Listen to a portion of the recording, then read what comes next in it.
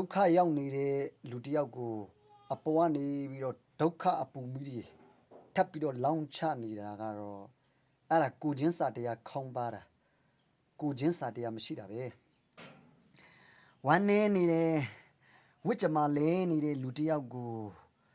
စိတ်ဓာတ်ကိုခိုးယူဖြက်စီးပြီးတော့ဘဝကိုညံပန်းနှိပ်စက်နေတာကတော့အဲ့ဒါရုပ်မာတာပဲဟေးရုပ်မာတာပဲအဲ့ဒါလူရုပ်မာပဲမေတ္တာတရားမရှိဘူးဆိုလို့ရှိရင်မိတ်ဆွေသူ့မှာမေတ္တာတရားခေါင်းပါနေတာလည်းဖြစ်နိုင်တယ်မေတ္တာတရားမတွေ့ဘူးဆိုလို့ရှိရင်သူ့ရဲ့ရင်ထဲမှာမေတ္တာတရားမရှိတာလည်းဖြစ်နိုင်ပါတယ်မေတ္တာတရားဆိုတာကဘာကြီးမှာရှိတယ်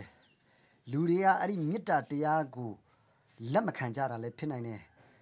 လူတွေကအဲ့ဒီမေတ္တာတရားကိုစိတ်နှလုံးထဲမှာမသွင်းနိုင်တာလည်းဖြစ်နိုင်တာပဲလေ